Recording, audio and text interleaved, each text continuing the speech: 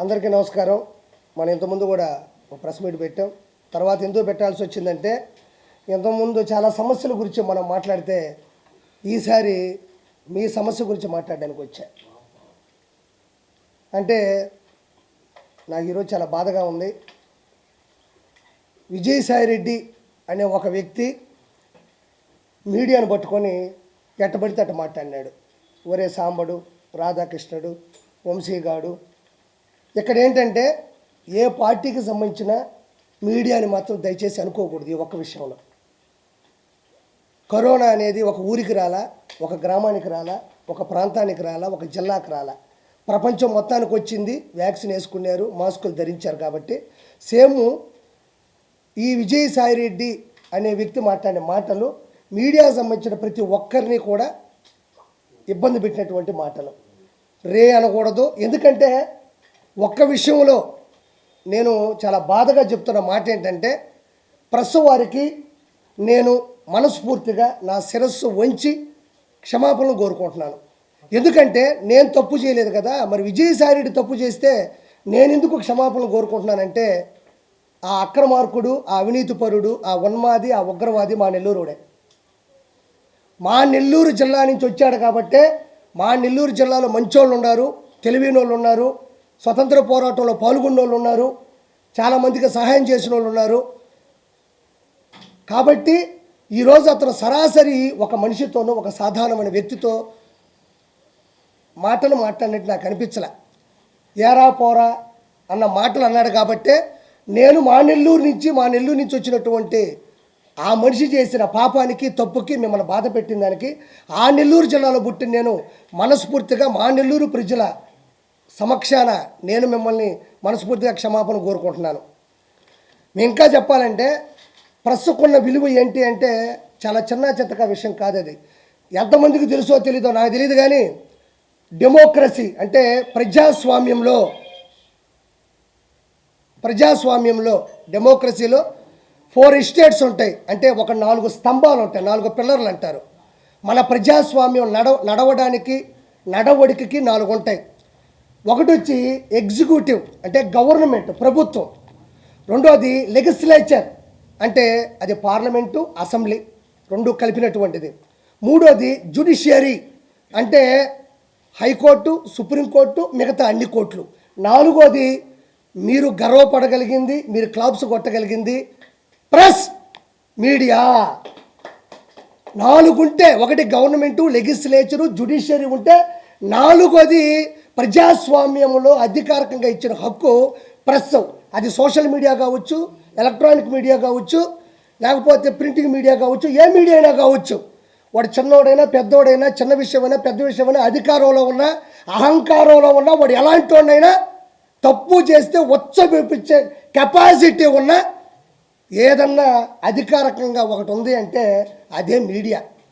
ఈరోజు కిరాకార్పి స్థాయికి వచ్చాడంటే చేపల పులుసు, నెల్లూరు పెద్దరెడ్డి చేపల పులుసు పెట్టినా, నేను ఎంగేజ్మెంట్ చేసుకున్నా, జబర్దస్తులో ఉన్నా, బయటకు వచ్చినా, పొలిటికల్గా మాట్లాడినా, ఈరోజు నేను బయటికి వెళ్తే ఒక్కొక్క వీడియో ట్రెండింగ్లో ఉందంటే నా హావభావాలు కావచ్చు, నా ఆలోచనలు కావచ్చు, నా అగ్రెసివ్ కావచ్చు జనాలకి తెలుస్తుందంటే మా అమ్మో, మా నాయనో, నా భార్య చెప్తే జనాలకు తెలియదు. మీడియాని నమ్ముకున్నా, మీడియా నన్ను ఈరోజు నిలబెట్టి ఒక స్థాయిలో, ఒక స్థానంలో నిలబెట్టింది. కాబట్టి ఆ మీడియాకి నేను నా శిరస్సు ఉంచి మా నెల్లూరు ప్రజల తరపున ఒక వ్యక్తి చేసినటువంటి చెడ్డ పనికి మేము సిగ్గుతో తలదించుకుంటూ మీ అందరికీ శిరస్సు ఉంచి నేను నా యొక్క క్షమాపణలు కోరుకుంటున్నాను దయచేసి. ఎందుకంటే అతను కూడా నెల్లూరు జిల్లాలో తాళపూడి అనే గ్రామంలో వచ్చాడు. మా దౌర్భాగ్యం. అదే నెల్లూరులో వేమిరెడ్డి ప్రభాకర్ రెడ్డి లాంటి గొప్ప వ్యక్తి రావడం మా సౌభాగ్యం. నేను ఎందుకు చెప్తున్నానంటే తప్పుగా అనుకోకూడదని, నెల్లూరు జిల్లాలో శ్రీ పొట్టి శ్రీరాములు గారు, చాలామందికి తెలియాలి విషయం.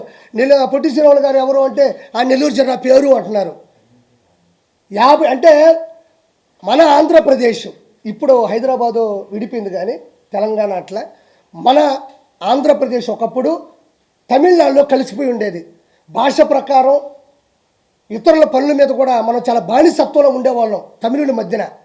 ఆ టైంలో నెల్లూరులో పుట్టిన పొట్టి శ్రీరాములు గారు సబర్మతి ఆశ్రమం దగ్గరికి వెళ్ళి, అంటే ఆయన భార్య, ఆయన కూతురు చనిపోయారు, ఆయనకి మనస్సు చెలించిపోయింది, ఇంకా చేసేదేమీ లేక అన్నదమ్ములకి, అమ్మకి ఆస్తులు ఇచ్చేసి సబర్మతి ఆశ్రమంకి వెళ్ళి ఉప్పు సత్యాగ్రహంలో పాల్గొంటే ఆయన అకుంఠిత దీక్ష పట్టుదల చూసి గాంధీ గారు ఒక మాట అన్నారు, ఒక 10 మంది పొట్టి శ్రీరాములు గాన ఈ ప్రజాస్వామ్యంలో ఉంటే ఏడాదిలో స్వతంత్రం తేవచ్చు అన్నాడు. అలాంటి గొప్ప వ్యక్తిని కన్న నేల మా నెల్లూరు. తర్వాత స్వతంత్రం వచ్చిన తర్వాత ఆయన అడిగాడు అంతకుముందే గాంధీ గారిని, నెహ్రూ గారిని, సార్ నేను స్వతంత్ర ఉద్యమంలో పాల్గొంటాను, నేను ప్రాణాలైనా వదిలేస్తాను, కానీ రాగానే మా ఆంధ్ర రాష్ట్రం కూడా తమిళుల మధ్య నలిగిపోతుంది, మాకు కూడా సపరేట్గా ఒక స్వతంత్రాన్ని ఇచ్చి మాది ఒక సపరేట్గా ఒక రాష్ట్రాన్ని చేయండి అంటే ఓకే అన్నాను. ఆ తర్వాత ఇవ్వకపోతే బంకుపట్టి తట్టుకోలేక జార్జి టౌను అన్నాపిల్ల వీధి చెన్నైలో కూర్చున్నాడు. ఒక్కరోజు కాదు 2 రోజులు కాదు, ఇది మామూలు దీక్ష కాదు, పచ్చి మంచినీళ్ళు కూడా తీసుకోకుండా అన్నం కూడా తీసుకోకుండా ఒత్త గాలితోనే 1 రోజు కాదు 2 రోజులు కాదు 3 రోజులు కాదు ఏకదాటిగా 58 రోజులు అస్థి పంజరాలు బయటపడిపోయి మలమూత్ర విసర్జనలు కిందకు వచ్చే మలమూత్ర విసర్జనలు కూడా రివర్స్ అయిపోయి నోటుకుండా ముక్కుకుండా చెవులుకుండా వస్తుంటే ఎర్రికాకలు పెట్టేవాడు. చాలామంది అతనికి నిమ్మరసమో నీళ్ళో పోసి లేపుదాం అనుకున్నా కూడా ఆయన తగ్గల, మొంకుబొట్టు పట్టాడు, నాకు తమిళనాడు నుంచి మా ఆంధ్ర రాష్ట్రాన్ని సపరేట్ చేయండి అన్నాడు. ఆఖరికి 58 రోజుల తర్వాత అస్థి పంజరాలతో కూడి ఎముకల మీద పురుగులు పారాడుతూ ఉన్నా కూడా చివరి శ్వాస వరకు పోరాడి చనిపోయిన తర్వాత మన ఆంధ్ర రాష్ట్రం సపరేట్గా ఒక రాష్ట్రంగా ఫామ్ అయింది. దానికి ముఖ్య కారకుడు శ్రీ పొట్టి శ్రీరాములు, నెల్లూరు జిల్లా శ్రీ పొట్టి శ్రీరాములు గారు. అదేవిధంగా ఇది ఇంతెందుకు చెప్పాల్సి వస్తుందంటే ప్రస్తుకున్న విలువ, మా ఊళ్ళో జరిగిన తప్పుడు ఉద్దేశాలు చెప్తున్నా. పొచ్చలపల్లి సుందరయ్య గారు తన చిన్న వయసు అంటే తన తక్కువ జాతి వాళ్ళని ఇంట్లో అన్నం పెట్టకపోతే అడిగి బయటికి వెళ్ళిపోయి వాళ్ళకి తనతో పాటు పక్కన కూర్చోబెడితే కానీ నేను తిన్నాను అని ఆ వయసులోనే సుందరరామరెడ్డిని పేరు నుంచి రెడ్డి తీసేసి అందరితో పాటు సమానత్వం ఇచ్చిన వ్యక్తి. అదేవిధంగా ఆయన కమ్యూనిస్టు భావజాలు కలిగిన వాడు, అందరూ సమానంగా ఉండాలి, సమానంగా బతకాలి, సమాంతరంగా న్యాయం ఉండాలనుకున్న ఒక వ్యక్తి.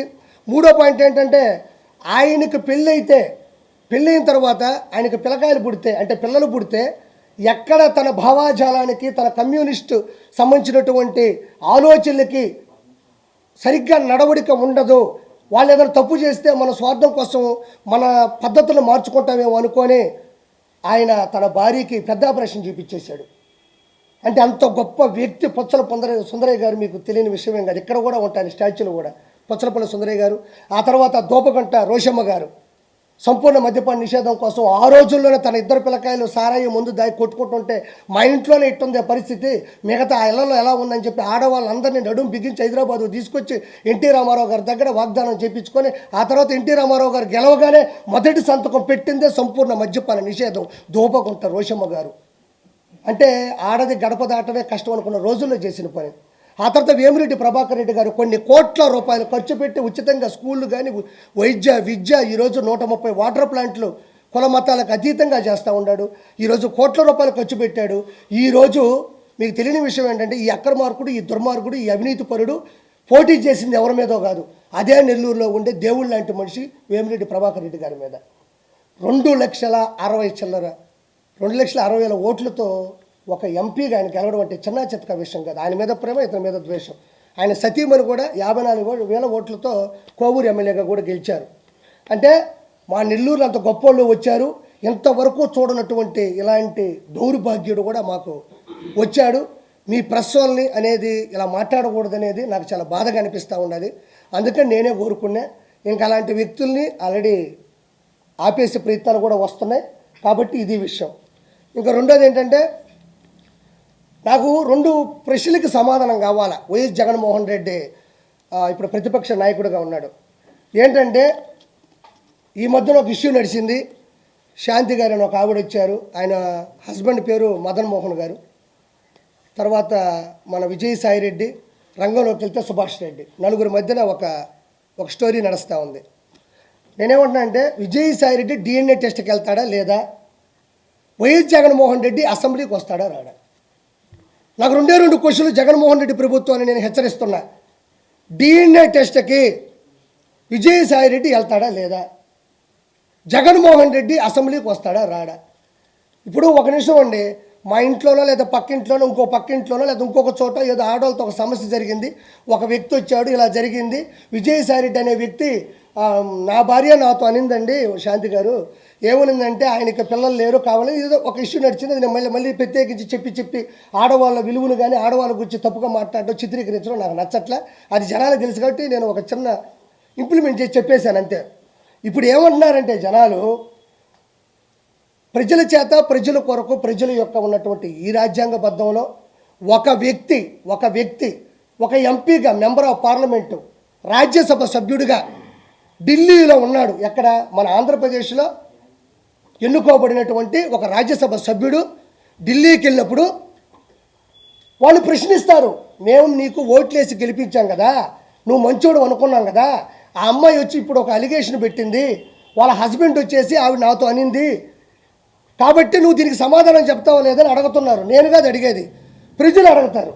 ఆంధ్రప్రదేశ్లో 175 నియోజకవర్గాలు ఉన్నాయి, 25 ఎంపీలు ఉన్నాయి, మీకు తెలియదేం కాదు.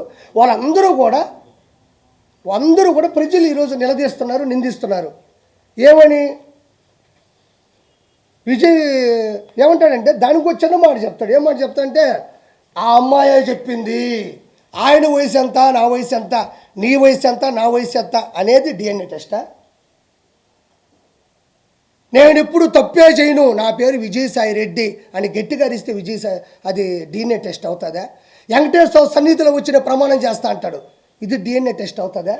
మరి అలా అనుకుంటే ఈరోజు సివిల్ కేసులు ఉన్నాయి, క్రైమ్ కేసులు ఉన్నాయి, రకరకాల హత్యాకాండ కేసులు ఉన్నాయి, 302 సెక్షన్ ప్రకారం ఉన్నారు, జీవిత ఖైదు అనిపించే వాళ్ళు ఉన్నారు. వాళ్ళందరూ కూడా ఇదే మాట చెప్తారు, మా అమ్మ మీద ఒట్టేది చెప్తున్నాను, మా నాయన మీద ఒట్టేది చెప్తున్నాను, మా అమ్మని అడగండి నేను ఎంత మంచివాడినో, మా ఊరోళ్ళని అడగండి ఎంత మంచివాడినో. ఈ మాటలు అనేటివి ప్రజా పరిపాలనలో సరిపోతాయా?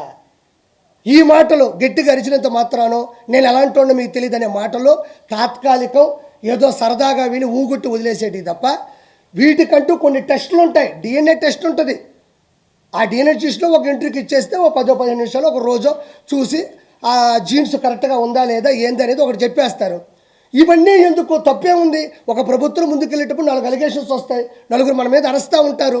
ప్రజాస్వామ్యంలో ప్రజల చేత ఎన్నుకోబడ్డ వాళ్ళం కాబట్టి, మనం ఢిల్లీ వరకు వెళ్ళినటువంటి రాజ్యసభ సభ్యుడు కాబట్టి, ప్రజలకి నమ్మించాల్సిన అవసరం మనకు ఉంది కాబట్టి, నోరు మూసుకొని మనం ఏం చేయాలంటే డిఎన్ఏ టెస్ట్కి అధికారికంగా ఏదో ప్రైవేటు బద్దీకరణ అవసరం లేదు, కోర్టు ద్వారానో లేకపోతే ఒక గవర్నమెంట్ అధికారంగా ఇచ్చే డిఎన్ఏ టెస్ట్గా ప్రజల సమక్షంలో లోపలికి వస్తావు వాళ్ళు చెప్తారు.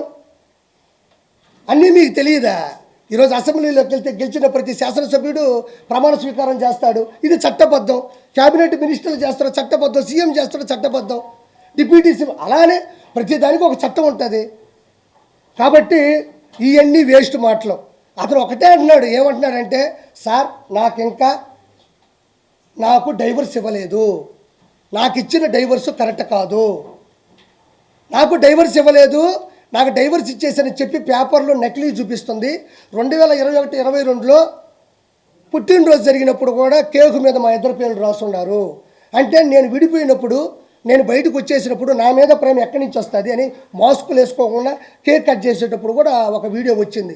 అంటే ఇవన్నీ కూడా ఎవరికైనా అర్థమైపోతుంది ఇది కరెక్ట్ అని. ఎందుకంటే ఒక భర్త వచ్చేసి 2 ఆడపిల్లకాయలను పెట్టుకొని భార్యని నిలదీసి బయట పెడితే పరువు పోదా? ఇప్పుడు 2 పిల్లకాయలు ఆడపిల్లలే కదా వయసుకు వస్తున్నారు. కాబట్టి ఖచ్చితంగా విజయసాయి రెడ్డి అనే వ్యక్తి 100% ఆల్రెడీ నిందితుడు. ఆల్రెడీ కొత్తగా నిందించాల్సిన అవసరం లేదు. ఆల్రెడీ విజయసాయి రెడ్డి అనే వ్యక్తి A2గా ఉన్నాడు, అక్యూజ్డ్ 2. ఒక ఎవరే పర్లేదు వాడి పెట్టి మళ్ళీ దాన్ని ఎత్తుక్కోలేదు, ఇప్పుడు వచ్చిందే లేదని ప్రింట్. ఓకే డన్, సరదాగా. ఇప్పుడు నేను ఒకటి అంటున్నా, ఆల్రెడీ A2 ఇతను ఆల్రెడీ పోయి చెప్పకూడదు తిన్నాడు, సెంట్రల్ జైల్లో చెప్పకూడదు తినేసి వచ్చినాడు. అలాంటి వ్యక్తి ఇది చేసుంటాడని ఎవరైనా నమ్ముతారు. కాబట్టి డిఎన్ఏ టెస్ట్కి ఖచ్చితంగా అటెండ్ అవ్వాలి. డిఎన్ఏ టెస్ట్కి విజయసాయి రెడ్డి గారు ఇప్పుడు కూడా పెట్టాడు ఒకటి, నాకు ఏ మహిళతోనూ అక్రమ సంబంధాలు లేవు ఇప్పుడు పెట్టాడు. ఒకసారి చూసుకోండి, ఇందాక ట్వీట్ చేసినట్టున్నాడు మన ప్రభు, చూసుకోండి. తనకు ఏ పరాయి మహిళతోనూ అక్రమ సంబంధాలు లేవని విజయసాయి రెడ్డి తెలిపారు. వెంకటేశ్వర సన్నిధిలో వెంకటేశ్వర నాశనం చేసిందే వీళ్ళు, వెంకటేశ్వర కొండని నాశనం చేసిందే ఈ వైఎస్ఆర్సీపీ ప్రభుత్వం. మళ్ళీ వెంకటేశ్వర సన్నిధికి వెళ్తాడంట, వెంకటేశ్వరని భయపెట్టిందే వీళ్ళు, వెంకటేశ్వర కొండని కూల్చిందే వీళ్ళు మళ్ళీ వెంకటేశ్వర సన్నిధికి వెళ్తారంట. ఎందుకంటే ఎగిస్తంతే 11 వచ్చినాయి, ఈసారి కానీ పోయినాడంటే మళ్ళీ ఎగిస్తాడు. తర్వాత వచ్చి అమ్మాయి నాకు కూతురుతో సమానం అన్నాడు. ఇవన్నీ వేస్ట్ మాటలు నేను కూడా చెప్తా. మాటలు చెప్తే అవో పనులు కావాలా? ఎవరో ఒక ఇంట్లో జరుగుంటే వాళ్ళు పడతారు, కోర్టుకు వెళ్తారు, ప్రపంచం తెలిసేది కాదు. ఈయన రాజ్యాంగబద్ధంగా ఇప్పుడు చేయాలా? ఇంకోటి, విజయసాయిరెడ్డి ఇంత పెద్ద పొరపాటు చేసి ఇంత పెద్ద అలిగేషన్ జరుగుతుంటే, వైఎస్ఆర్సీపీకి ఇంత పెద్ద డ్యామేజ్ జరుగుతుంటే జగన్మోహన్ రెడ్డి ఆడున్నాడు. జగన్మోహన్ రెడ్డి దీని గురించి ఎందుకు మాట్లాడడం లేదు? ప్రెస్ గురించి అంత రేపో గీయని మాట్లాడుతూ ఉంటే, ఏమండి అది పెద్ద తప్పు అండి, మీరు తప్పు చేశారు, ప్రెస్ వాళ్ళకి క్షమాపణ చెప్పాలని కూడా ఏ మాట అతను అనలేదు. అంటే ఆ ఉన్మాది ఇంకా మారలేదు. ఇంకోటి కూడా నేను చాలా గట్టిగా చెప్తున్నా, విజయసాయిరెడ్డి ఖచ్చితంగా ప్రెస్కి కంపల్సరీ క్షమాపణ చెప్పి తీరాల. దీని మీద ప్రెస్ వాళ్ళు కానీ మీ యూనిటీ కూడా చాలా గట్టిగా ఉంటుంది. పిఆర్ వాళ్ళ సమక్షంలో కానీ మీరు చేసే పద్ధతి కానీ మీరు నిలదీస్తారు. అదే మీకే సమస్య వచ్చినప్పుడు మీరు చెబుతూ కొట్టినంత సమాధానం ఇవ్వకపోతే ఇది ప్రతి ఒక్కరికి ప్రెస్ అనేది చులకనయ్యే అవకాశం 100% ఉంది.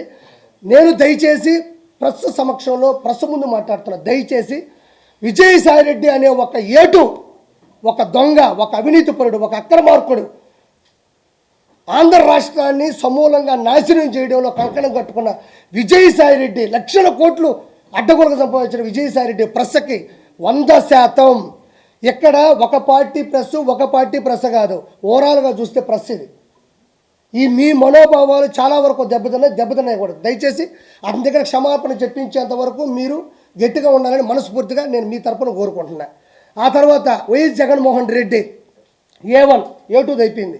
A1 ఈరోజు వినుకొండ అనే ఒక ఊర్లో ఒక రషీద్ అనే అబ్బాయిని, జిలా అనే అబ్బాయి నడి రోడ్డు మీద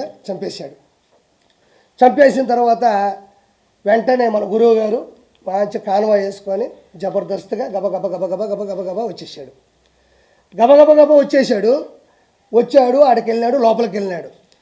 జగన్మోహన్ రెడ్డి వచ్చాడు, దిగాడు, లోపలికి వెళ్ళాడు, బయటకు వచ్చి ప్రెస్ పెట్టాడు. ఎడవరకే మనం మాట్లాడదాం, కథం తేలిపోద్ది.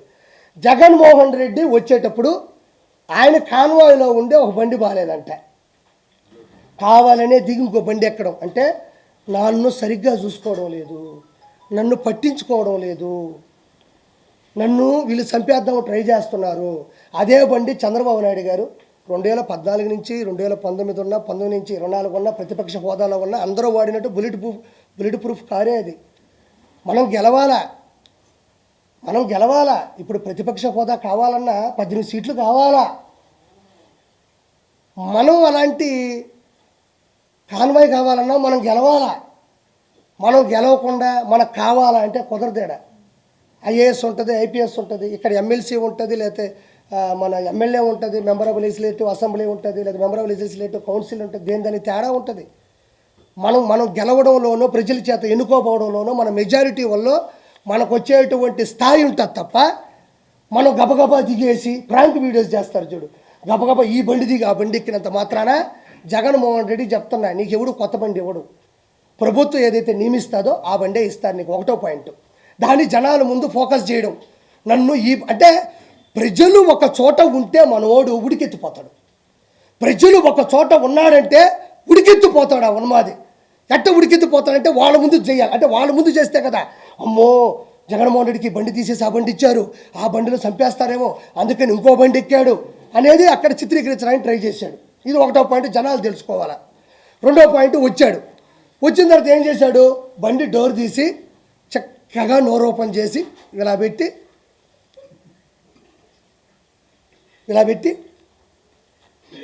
అన్నాడు. నిజంగా అన్నాడా లేదా? అన్నాడు, 100% అన్నాడు. ఒరే మనం ఏం మనుషులవి, మనం ఏడుండాము. ఒక మనిషి అక్కడ రక్తపాతలో తలకాయ తెగిపడిపోయి 2 చేతులు తెగిపోయి ఆడ పడిపోయి చచ్చిపోయి వాళ్ళు ముస్లింలు మైనారిటీ అక్కడ పడుకొని ఏడుస్తూ ఉంటే మనోడు బండి దిగడం ఒక సినిమా. 4 పార్ట్లు చెప్తున్నా ఈ సినిమాలో నేను. మొదటి పార్ట్ బండి దిగే ఒక పార్ట్, రెండో పార్ట్ డోర్ ఇట తీసి ఇట్ట పెట్టి చేతులు ఇట్ట పెడతాడు. మళ్ళీ ఈ 2 ఇట్ట గొవ్వగా ఇట్ట పెట్టి ఇట్ట పెడతాడు. ఆడ మనిషి చచ్చిపోయి ఉన్నాడు.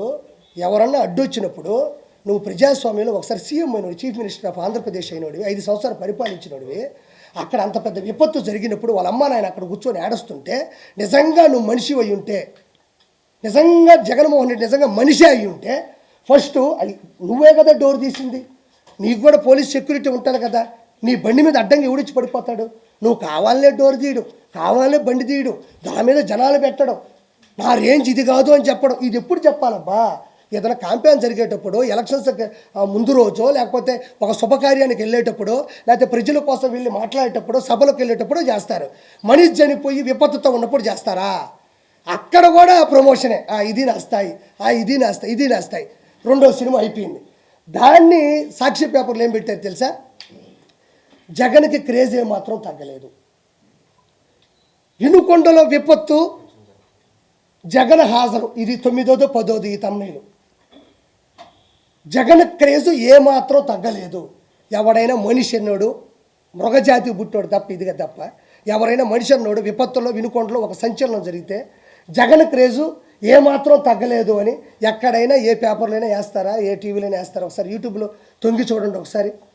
అది ఎంతవరకు సమంజసం? ఇందుకు గత అతను ఓడిపోయింది, ఇందుకు గత అతను 11 సీట్లు వచ్చింది. ఇంకొకటి మూడో సినిమా, లోపల పోయాడు, లోపల డ్యాన్స్ వేస్తుంది, లోపల గుండెకాయ కొట్టుకుంటుంది, జగనన్న జగనన్న జనమంతా నీ వెంటే. జగన్ ఉంటే ఆడిపోయినారు, జనమంతా నీ అంటుంటే 11 సీట్లు ఎందుకు వచ్చినాయి నీకు? ఆడ కూర్చున్నాడు, ఆడ కూర్చోకొని వాళ్ళందరినీ పెట్టుకొని, మైండ్ చెడిపింది ఆ మనిషికి, పెట్టుకొని ఇంకా స్టార్ట్ చేశాడు. ఏం కాదమ్మా, నీ కొడుకుకి న్యాయం జరుగుతుంది, నేను ప్రతిపక్ష హోదా లేకపోయినా ప్రతిపక్ష నాయకుడిగా ఉన్నాను, నేను పోరాడతాను, నేను నిలదీస్తాను, నీ బిడ్డ పోవడం నాకు బాధగా ఉంది. ఆడిపోయి అమ్మ ఒడమ్మా మనిషికి 15,000 అన్నాడమ్మా, ఒకరికి 15, ఇద్దరికి 30 చెప్తారా? వాళ్ళకి అర్థం కాదు, నోరు తెరుచుకొని చూస్తూ ఉన్నారు. అతను కూడా ఏమన్నా ఏడుస్తాడేమో, అతను కూడా ఏడిస్తే మనం కూడా పైన పడిపోయి ఏడద్దాం, బాధ ఉండట్లేదు ఎవరికైనా, బాధ ఉండట్లేదు ఎవరికైనా. మనం కూడా అమ్మ నాయన చచ్చిపోయినప్పుడు తట్టకని ఎవరు వస్తే పైన పడి ఏడ్చేస్తాం. వాళ్ళంత బాధ తప్ప హృదయంతో ఉంటే ఇతను పోయి మనిషికి 15,000, ఇంకోటికి 30-45,000 అన్న, వాళ్ళు బెత్తరపోయి చూస్తున్నారు. ఇవన్నీ ఏడెందుకు చెప్తున్నాడు అంటే అతనికి ఎక్కడ ఏం మాట్లాడాలో తెలియనంత మనస్తాపానికి గురైపోయినాడు, మనస్సు చెలించిపోయింది, ఒక సైకో అయిపోయినాడు. అతను ఎర్రగడ్డ మెంటల్ హాస్పిటల్లో చేర్పించడంలో ఎటువంటి సందేహం లేదు. DNA టెస్ట్ తర్వాత జగన్మోహన్ రెడ్డి మానసిక టెస్ట్ కూడా చేయాలా, ఇది 100% అయిపోయింది. అక్కడికి పోయి ఎవరైనా అమ్మఒడి గురించి మాట్లాడతారా? దాని తర్వాత బయటకు వచ్చాడమ్మా, బయటకు వచ్చినప్పటి నుంచి వణకుతున్నాడు ఆ మనిషి. ఎందుకంటే అక్కడ ఉండేది ఒక సాక్షి మాత్రమే కాదు కదా, 100-150 ఛానళ్ళు ఉన్నాయి. ఎవరు ఏమడగతారో, ఎవరు ఏమడగతారో, ఏదడితే మన సమాజం చెప్పండి టకటకటకి పెట్టేశాడు అంతే. ఇంకా టకటక 1 by 1 వెళ్తున్నాడు. ఇది తప్పు. కళ్ళు మూసు కళ్ళు తెరిస్తే మన ప్రభుత్వం వచ్చేస్తుంది. రాష్ట్రపతి పాలన కావాలా, ఈవీఎం ట్యాంపరింగ్లు, ఫస్ట్ ప్రత్యేక హోదా కావాలా, తర్వాత ప్రతిపక్ష హోదా కావాలా, తర్వాత ఈవీఎం ట్యాంపరింగ్లు, ఆ తర్వాత కళ్ళు మూసి కళ్ళు తెరిస్తే 5 సంవత్సరాలు అయిపోతాయి. ఆ తర్వాత రాష్ట్రపతి పాలన కావాలా. పెట్టుకున్నాడు, చదువుకుంటూ వెళ్తా ఉన్నాడు. పాపం ఎవరో ఒక వ్యక్తి వచ్చి మధ్యలో సార్ అన్నాడు, నువ్వు ఆంధ్రజ్యోతి అన్నాడు. సార్ అంటే మొహం చూసిన తర్వాత కింద చూస్తే కదా ఆంధ్రజ్యోతి ఏదో తెలుస్తుంది. గబక్క నీది ఆంధ్రజ్యోతి అనే అతని మీద సీరియస్ అయిపోయినాడు. ఎందుకు సీరియస్ అయిపోయినాడు? అతను ఒకటి రాసుకో ఉన్నాడు, అది రాసుకుని అతను పంపించేసేయాలి. మీరు మధ్యలో క్వశ్చన్ అడిగితే మీరు ఏం క్వశ్చన్లు అడతారు తెలుసా? సార్ మాచర్ల నియోజకవర్గంలో గుండ్లపాడు అనే గ్రామంలో తోటా చంద్రయ్యని జై చంద్రబాబు ఉన్నారని కట్టం కోసేశారు, అప్పుడు మీరు ఎందుకు పరామర్శించలేదు అని మీరు అడగతారని భయంతో మీ మీద కసురుకున్నాడు. అమర్నాథ్ గౌడిని ఒక 10వ తరగతి చదువుతున్న కుర్రాడు వాడు అక్కను పట్టుకొని ఏదో తప్పుడు మాట్లాడి ర్యాగింగ్ చేస్తే తట్టుకోలేక నిలదీస్తే కిరోసిన్ పోసి కాల్ చేస్తే మీరు ఎందుకు పరామర్శించలేదని మీరు అడగతారని భయపడ్డాడు. అనంతబాబును ఒక ఎమ్మెల్సీ తన డ్రైవర్ సుబ్రహ్మణ్యం చంపి డోర్ డెలివరీ చేస్తే ఆ రోజు మీరు ఎందుకు వచ్చి పరామర్శించలేదని మీరు అడగతారని భయపడ్డాడు. సొంత బాబాని గొడ్డలు పెట్టుకుని ఎర్రగంగిరెడ్డి, దస్తగిరి, వీళ్ళందరూ సునీల్ కుమార్ ఎవడు యాదవ్ కావచ్చు, అవినాష్ రెడ్డి కావచ్చు, ఒక 5-6 మంది అక్యూజులు కలిసి మీ బాబాని చంపేస్తే ఆ రోజు కూడా మాట్లాడి వెళ్ళిపోయావు, కానీ కన్నీళ్లు మీరు ఎందుకు పెట్టలేదని మీరు అడగతారని చెప్పేసి ఆ వ్యక్తి భయపడిపోయాడు. లేకపోతే ప్రెస్ వాళ్ళు అడిగే క్వశ్చన్లకి ఇవ్వడం నా బాధ్యత. మొన్న కూడా చాలామంది నేను మాట్లాడిన 4-5 క్వశ్చన్లు అడిగారు. నేను మాట్లాడేది మీరు టెలికాస్ట్ చేయడానికి వచ్చిన పని అయితే మీరు ప్రెస్ వాళ్ళు ఎవరు? మీకు వచ్చిన క్వశ్చన్లు, డౌట్లు, నన్ను నిలదీయడం, నన్ను ప్రశ్నించడం, నన్ను ఎదిరించడం, అవసరమైతే నన్ను బెదిరించడం అనేది ప్రెస్. ఆ విధంగా అతను పట్టుకొని నానా మాటలనేసి అక్కడి నుంచి అంతకుముందు కూడా ఏదో పిన్నెల్లి రామకృష్ణారెడ్డి గురించి మాట్లాడుతున్నప్పుడు కూడా ఏదో లాస్ట్ క్వశ్చన్ అడుగుతుంటే వెళ్ళిపోయాడు. అంటే ప్రజలని ఏదో మభ్య పెడదామంటే అందరూ చదువుకున్న వాళ్ళు 170 సీట్లు 164 శాసనసభ్యులు గెలిచారు, 21 ఎంపీ వచ్చింది. నేను ఈరోజు ఒకే ఒక మాట మాట్లాడుతూ ఉన్నా. 26 జిల్లాల్లో ఉండే 175 నియోజకవర్గాల్లో పులివెందుల, రాజంపేట, బద్వేలు, పొంగనూరు, తంబాలపల్లి, తర్వాత వచ్చేసి దర్శి, ఎర్రగొండపాలెం, మంత్రాలయం, ఆలూరు, పాడేరు వరకు 11 నియోజకవర్గాలు మాత్రం ఎందుకు గెలిచినావు? కడప, రాజంపేట, తిరుపతి, అరకు 4 ఎంపీ సీట్లు మాత్రం ఎందుకు గెలవాల్సి వచ్చింది? 11 నియోజకవర్గాలు 4 ఎంపీ సీట్లు మాత్రం గెలవాల్సినంత అవసరం ఏముంది? జనాలు ఆ రోజు కూడా చెప్పులతో కొట్టి చేత్కరించారు. ఈ రోజు నేనేమంటున్నా అంటే నా బాధ ఏమీ లేదు. ఫైనల్గా మీరు చెప్పేది ఒకటే, ఇతను రావణ కాష్టం సృష్టిద్దామని బీహార్ నుంచి కొన్ని వేల మంది జనాలు తీసుకొని వచ్చేస్తారు. 140 నుంచి 160 సీట్లన్నా వేమిరెడ్డి గారు గెలుస్తారన్నా, పవన్ కళ్యాణ్ గారు భారీ మెజారిటీతో గెలుస్తారన్నా, తిరుగులేని మెజారిటీ కూటమి గెలుస్తారని చెప్పిన జగన్మోహన్ రెడ్డి వెంకటేశ్వర స్వామి చేత కాలుతో తన్నించబడతాడని కూడా మీకు చెప్పిన. ఈరోజు కూడా చెప్తా ఉండా, అతను రావణ కాష్టం సృష్టించడానికి సిద్ధంగా ఉన్నాడు. అంటే మధ్యంతర ఎన్నికలు అంటే ఏమంత అవిశ్వాసం జరిగింది, ఏమంత అవిశ్వాస తీర్మానం ఉంది, ఏమంత ఒక వ్యక్తి, ఒక రషీద్ అనే కుర్రాడు, ఒక జలాన్ అనే కుర్రాడు, ఇద్దరు ముస్లిం మైనారిటీ సభ్యులు, ఇద్దరు కూడా ఆల్రెడీ వైఎస్ఆర్సీపీలో ఉన్నోళ్ళే. వాళ్ళు వైఎస్ఆర్సీపీలో ఉన్నారు, ఫోటోలు దిగుతున్నారు. వాళ్ళు ఒక 5-10 సంవత్సరాల నుంచి కూడా గొడవలు పెట్టుకొని పెట్రోల్ మీద వాళ్ళ బైక్ మీద ఇతను దాడి చేయడం, వాళ్ళ చెల్లిని ఇతను ఏదో అనడం, వాళ్ళ మీద కూడా ఎఫ్ఐఆర్లు కూడా ఆల్రెడీ బుక్ అయ్యి ఉండే స్థానికంగా కూడా వినుకొండలో. ఇవన్నీ ఉన్నప్పుడు జగన్మోహన్ రెడ్డి ఒకటి చేయాలి, రావాలి, అమ్మ మేము ప్రశ్నిస్తాం, మీకు న్యాయం చేస్తాం, మీరు చనిపోయిన దానికి మేము బాధపడుతున్నాం, డబ్బులు ఇప్పిస్తామని చెప్తాం. వచ్చి రాగానే ఇది చేసింది టీడీపీ వాళ్ళిద్దరూ వైఎస్ఆర్సీపీ అయ్యి ఉంటే, నీ కార్యకర్తలు అయ్యి ఉంటే, వాళ్ళకి పడకపోతే వాళ్ళు చచ్చిపోయినా కూడా ఒక మనిషిని విడదీసి టీడీపీలు వేస్తావా? అది ఎంతవరకు సమంజసం? అదేమన్నంటే ఫోటో దిగు, ఏవయా నేను కూడా ఒక బర్త్డే చేసుకుంటా, 10 మందిని పిలిస్తే 20 మంది వస్తారు, వాళ్ళు వచ్చి నాతో ఫోటో దిగి నోట్లో కేకు పెట్టినప్పుడు నోరు మూసుకుని ఉంటాను. నేనా నోరు తెరుస్తాను కదా? నోరు తెరిగినా అది సభా మర్యాద కదా? నోరు తెరిగినా వాళ్ళు ఏమన్నా చెప్పండి, ఏమన్నా ఎమ్మెల్సీయా, జడ్పీటీసీయా, ఎంపీటీసీయా, లేకపోతే వాళ్ళు ప్రధాన కార్యకర్తలా, లేకపోతే మీ చేత సభ్యత్వం తీసుకున్న వాళ్ళు వైఎస్ఆర్సీపీ టీడీపీ అని చెప్పడానికి, లేకపోతే ఇంతకుముందు ఎమ్మెల్యేలా, లేకపోతే ఒక స్పోక్ పర్సన్సా, లేకపోతే అంతర్జాతీయ ప్రధాన కార్యదర్శులా, వాళ్ళని వీళ్ళు టీడీపీ అని చెప్పడానికి వాళ్ళు చేసినటువంటి ప్రోత్సాహంగా ఉన్నటువంటి వాళ్ళకు ఉన్నటువంటి పదవి ఏంది? వాళ్ళు సామాన్యంగా ఎవరుంటే వాళ్ళ జోలికి వెళ్ళేవాళ్ళు. కాబట్టి ఆ విషయంలో కూడా వాళ్ళిద్దరు వైఎస్ఆర్సీపీ కార్యకర్తలు వాళ్ళు కొట్టుకున్నారు, చనిపోయినారు. కానీ అందరం కూడా బాధపడాల్సిన విషయం ఏంటంటే వాళ్ళు ఆ విధంగా కొట్టుకోవడం, చనిపోవడం, నడి రోడ్డు మీద కూడా జరగడం అనేది వాళ్ళ తల్లిదండ్రులు తీరని దుఃఖం. అది వాళ్ళు త్వరగా కోలుకోవాలని ప్రభుత్వం కూడా వాళ్ళకి మంచి చేయాలని మనస్ఫూర్తిగా కోరుకుంటాం తప్ప అది వచ్చేసి టీడీపీ వీళ్ళు వచ్చేసి అంటే అతను పరామర్శించాలంటే ఎన్ని పరామర్శించకూడదు. ఒక చిన్న రుజువు ఇస్తాను. మనోడు ఏమన్నా అంటే మనం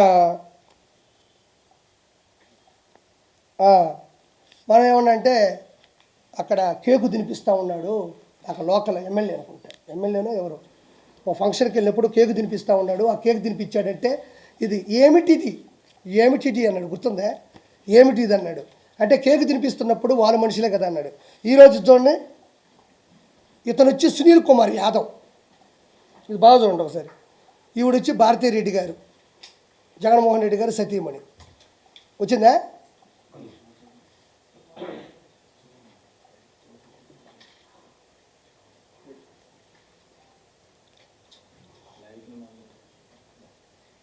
ఓకేనా?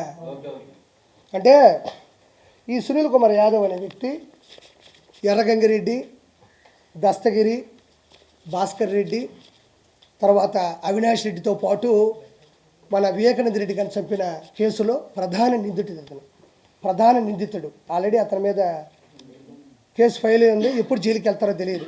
ఈ సునీల్ కుమార్ యాదవ్ అనే వ్యక్తి, ఓకేనా, ఈ సునీల్ కుమార్ యాదవ్ అనే వ్యక్తి భారతీ రెడ్డి గారితో ఫోటో దిగున్నాడు. ఇదే సునీల్ కుమార్ యాదవ్ అనే వ్యక్తి అవినాష్ రెడ్డితో కూడా ఫోటో దిగున్నాడు. మీరు కాబట్టి ఫేస్బుక్లోకి వెళ్ళి చూసుకోండి. అంటే ఈ సునీల్ కుమార్ యాదవ్ అనే వ్యక్తి వైఎస్ వివేకానంద రెడ్డి గారి హత్యలో ప్రధాన నిందితుడిగా ఉంటే ఇప్పుడు ఈ మర్డర్ చేయించింది జగన్మోహన్ రెడ్డి గారి సతీమణి. ఆ సినిమాలు చెప్తారు. పోకిరి సినిమాలో నేను అమితాబ్ బచ్చన్తో తీసుకున్న ఫోటో ఉంది, సచిన్ గారితో తీసుకున్న ఫోటో ఉంది. నాకు వాళ్ళకి ఏ సంబంధం ఉండదు, కానీ వాళ్ళకే నాకు ఈ సంబంధం లేదని తెలియడానికి 30 సంవత్సరాలు పడుతుంది. అప్పుడు నేను ఆ కేసు ఎట్టనే కొట్టిస్తేస్తాన్న పరిస్థితి తప్ప, ఆ సునీల్ యాదవ్ భారతిరెడ్డి గారితో ఫోటో దిగున్నాడు, అవినాష్ రెడ్డి గారితో ఫోటో దిగున్నాడు. అంటే ఫోటోలు దిగితే అది ప్రథమ సాక్ష్యమా? ఫోటో అనేది ఏముందండి, ఒక ఒక ఒక పిక్చర్ అది. వాళ్ళందరూ కూర్చొని మందు తాగుతూ వాడిని వేసిరన్న ఏమన్నా వీడియో ఉందా, లేకపోతే ఏమన్నా ఆడియో ఉందా? లేదు కదా. కాబట్టి నేను చెప్పేది ఏంటంటే, నేను ఒకటే కోరుకుంటున్నా, ఏదో రాష్ట్రపతి పరిపాలన కావాలా, నేను ఢిల్లీలోకి ఇచ్చి మాట్లాడతాను. నేను ఒకటే మాట్లాడుతూ ఉండా, ఎవరైనా చచ్చిపోతే బెంగళూరు ప్యాలెస్లో కూర్చొని మందు హక్కుంటా, బెంగళూరు ప్యాలెస్లో కూర్చొని మంచి ఓటకాయ వేసుకుంటా తాగతా, ఎవరైతే చచ్చిపోతే చెప్పండి, శవం శవం అని పెడితే చెప్పండి, కార్లు వేసుకొని వచ్చేస్తా, అక్కడ మాట్లాడేస్తా అంటున్నాడు జగన్మోహన్ రెడ్డి.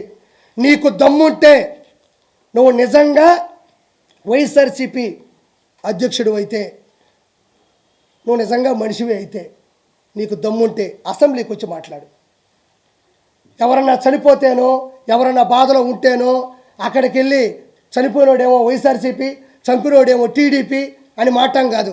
జగన్మోహన్ రెడ్డికి కలేజా ఉంటే, దమ్ముంటే, ఒంటరిగా గెలిచాను, ఒంటరిగా పోరాడాను, ముగ్గురు వచ్చి నా మీద పడ్డారు అంటున్నాడు కదా. నీకు దమ్ముంటే అసెంబ్లీకి వచ్చి మాట్లాడు. నీ దమ్మేంటో, నీ ధైర్యం ఏంటో అసెంబ్లీలో తేలిపోతుంది. ఎందుకు అసెంబ్లీ నుంచి తప్పించుకుంటున్నావు? నిన్ను ఎవరన్నా కొట్టారా, ఎవరన్నా తిట్టారా? నిలదీస్తారు. ఆ రోజు చంద్రబాబు నాయుడు గారు సత్యమణి భువనేశ్వర్ గారిని పట్టుకొని మీరు వంశీ మాట్లాడుతూ ఉంటే చక్కగా నవ్వుకోలేదా? జగన్మోహన్ రెడ్డి భువనేశ్వర్ గారిని పట్టుకొని నిండు సభలో అసెంబ్లీ సాక్షిగా వల్లభనేని వంశీ ఒక అతి పెద్ద తప్పుడు మాట మాట్లాడినప్పుడు ఆయన అందరూ ఖండించారు. వైఎస్ఆర్సీపీలో ఉన్న సామాన్య మనుషులు కూడా ఖండించారు కాబట్టి 11 సీట్లు వచ్చినాయి. నువ్వు ఈరోజు దేనికి భయపడుతున్నావు? వాళ్ళు నీలాగా మీ ఇంట్లో ఆడవాళ్ళని అనరు. 100% మాటిస్తున్నా జగన్మోహన్ రెడ్డి, మీ ఇంట్లో ఉండే ఆడవాళ్ళు కానీ, మీ ఇంట్లో ఉండే పెద్ద మనుషులు కానీ, ఈ కూటమి సభ్యులు ప్రముఖంగా చంద్రబాబు నాయుడు గారు కానీ, మంగళగిరి ఎమ్మెల్యే అయినటువంటి ఐటీ మంత్రి అయినటువంటి ఎవరైతే ఉన్నారో లోకేష్ గారు కానీ, డిప్యూటీ సీఎం పవన్ కళ్యాణ్ గారు కానీ, ఆడవాళ్ళ గురించి అయితే 100% నిండు సభలో తప్పుగా మాట్లాడరు. వాళ్ళు 100% నువ్వు అన్నా కూడా తిరిగి మాట. ఇంకెందుకు భయపడుతున్నావు? ఎందుకు భయపడుతున్నావు అంటే, నువ్వు చేసిన అవినీతి, నీకున్న అజ్ఞానం, నువ్వు చేసిన తప్పుడు చేష్టాలు, శ్రీరెడ్డి చేత ప్రత్యేకంగా ఒక ఆడమనిషి చేత బూతులు తిట్టించి తట్టుకొని వర్రా రవీందర్ రెడ్డి అని ఉంటాడు. మీకు చాలామంది తెలియకపోవచ్చు, జనాలకు తెలియాలి. వర్రా రవీందర్ రెడ్డి అని ఒకడు ఉంటాడు.